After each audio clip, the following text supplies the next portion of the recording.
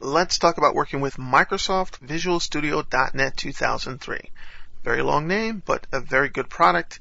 You don't necessarily have to use Visual Studio to compile your applications. We'll look at the command line compiler as well. We'll also look at some other solutions. Primal Code is one. There are free solutions as well.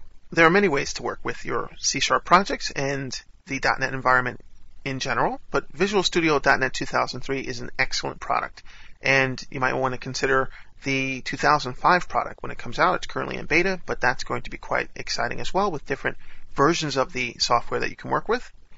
If you're dealing with a new project here, you can just do File, New Project. Before we do that, we're going to take a look here at the Start page, which comes up. You probably see that there. You can see online resources and your projects. I won't concentrate on this too much. This just lets you see a list of common projects that you had opened already and get resources to help you out, as well as look at your profile. No big deal.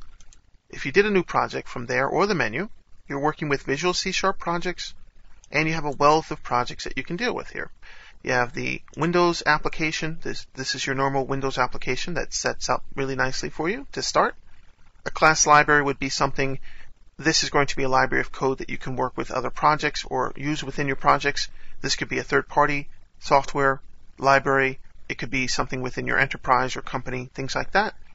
Windows Control Library. This is for adding custom controls, visual or non-visual, that you can work with within the .NET environment, that you can add just widgets and things like that, different little objects that you can have. You can use them as third-party objects that you can sell, or you can just create them for your own projects. Smart device applications for Pocket PC and small devices. Of course, you have your ASP.NET web applications and web services, which we're going to explore. Quite great that you can work with them within Visual Studio.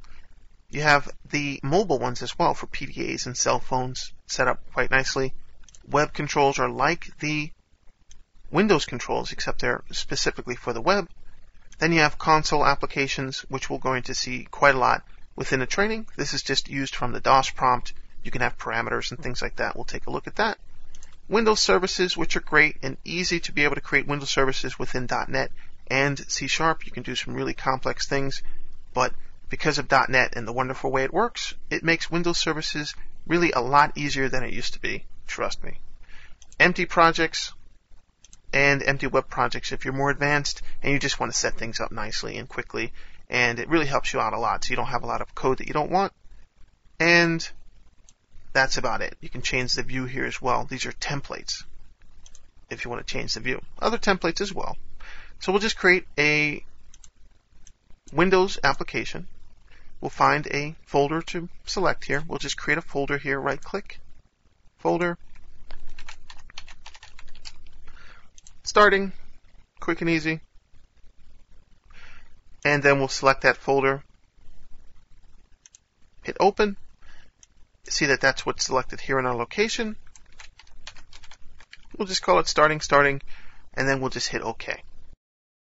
And there are more options as well, depends on what you want. If you had the more open, depending on what you're doing, you're going to see exactly where this is going to go, and you can also change the solution name as well. Not a big deal, but just so you can select that if you wanted to. Better not to do that at the beginning. So then it does a little bit of work.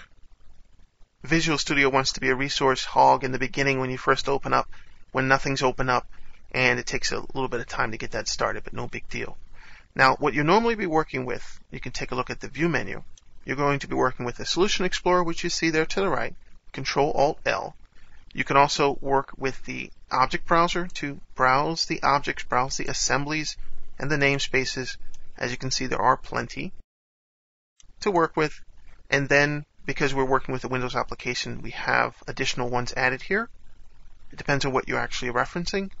And then you can narrow down to see and find different interfaces and methods and classes and properties and all those great, wonderful things which we're going to explore in great detail. You also get information about it here at the bottom. And you can click and navigate and traverse through the list.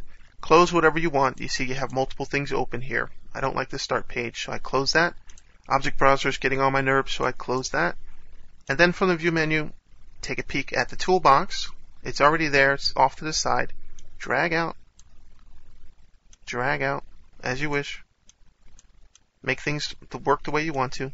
Visual Studio is a standard way to work with an application. Many applications copy the way Visual Studio works, there are also controls at work like Visual Studio that you can drop right into your projects and use as you want to.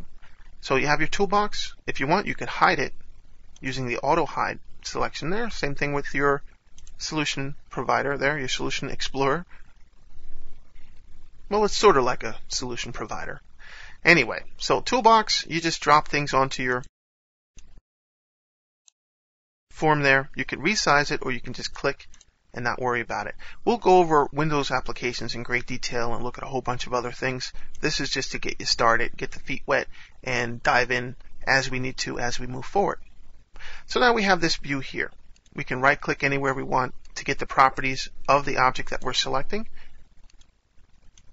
of your button if you wanted to. Just note when you get the properties up there, it wants to drag and dock in certain places. It can get a little bit of annoying for you. You can resize things, but you'll get used to it. You'll see me have it dock when I don't want it to a few times throughout the training. It's hard within this small screen size, of course. So when you look at your properties, you can navigate to the other elements that you have here, the other objects that you're working with. You can change properties like the background color, foreground color, and many advanced properties that we'll see as we work throughout the training. We're going to see this in the Windows section specifically. So you can make changes. You can change the size of this particular form here as well by looking in different views within your properties. Categorized, you have your alphabetical, and other views that you can work with as well. Now, that's the properties for the most part. We'll change those in other videos. But there's a lot more to working with this, as we're going to see.